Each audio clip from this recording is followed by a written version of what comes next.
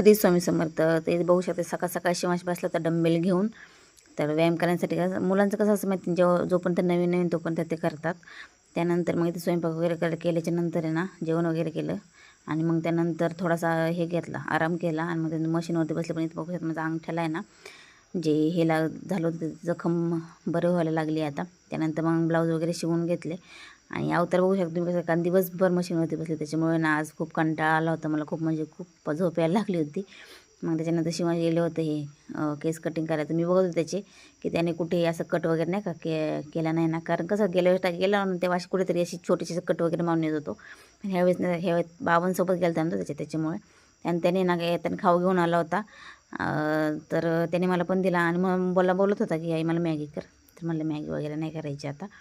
तर त्यानंतर मी ना भात लावून घेतला कारण संध्याकाळी स्वयंपाकाची तयारी. मग मशीनवरून उठल्याच्यानंतर फ्रेश झाले आणि मग स्वयंपाक करायला घेतलं. पण ते अंगठे थोडंसं दुखत होतं आणि मग त्यानंतर शिवांचा अभ्यास घेतला. भांडी क्लीन केल्याच्यानंतर मग भात वगैरे लावून घेतला आणि आज संडे होता त्याच्यामुळे मग यांना हे करायचं होतं हे अंड्याची भुर्जी. खूप दिवस झाले त्यांनी खाली नव्हती त्याच्यामुळे म्हणले अंड्याची भुर्जी करू आज आपल्या जेवणाला. अंड्याची भुर्जी केली होती तुम्ही ते बघू शकता.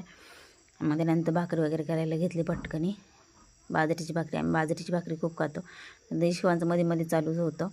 तर भाकरी आम्ही बाजरीची खातो कारण ज्वारी आमच्याकडे जास्त म्हणजे करतात. पण कसं जास्त करून नाही गायांसाठी जास्त वापरतात अशी नाही का. पण ज्वारी अशी धान्य म्हणून म्हणजे शक्यतो कोणी खात नाही कारण बाजरीच खातं. कारण बाजरीची चव आणि बाजरी आमच्याकडे करतात त्याच्यामुळं.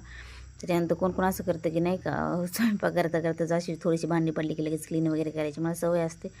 जरच पिठाचा डबा वगैरे कोणता पण असं मोकळा झाला ना एखादा की लगेच तो क्लीन करून ठेवून द्यायचा. म्हणजे नाही का असं मोकळा झाला की लगेच क्लीन करून ठेवायचं. काही म्हणजे पुन्हा त्याच्यातच नाही ओतायचं नाही का असं पीठ परत.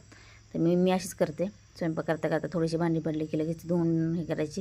कारण बेसिंग केल्यापासून खरंच खूप फायदा झाला. पहिला बेसिंग नव्हता इथे जुना कारण हे आमचं जुनं घर आहे खूप. त्याच्यामुळे मग पहिला बेसिंग वगैरे नव्हतं. आम्ही खूप बदल केले त्या घरामध्ये पूर्ण. तिथे भाकर बघू तुम्ही होत होती आणि इथे साईडला टोपात आहे ना मी भात घातला होता. मग भांडी वगैरे क्लीन करून घेतले पूर्ण आणि मग किचन ओटा भाकरी भाजल्याच्या नंतर किचन ओटा पण क्लीन केलं. मी कधी काय करते माहिती भाकरी जरी असली ना तरी असं आजूबाजूचे साईडचं वगैरे असेल ते हे करून घेते म्हणजे पुसून वगैरे घेते. तिथे भाकरी भाजली तर भाकरी बघू शकता तुम्ही किती मोठी झाली. मला असे मोठे भाकरी करायची सवय आहे.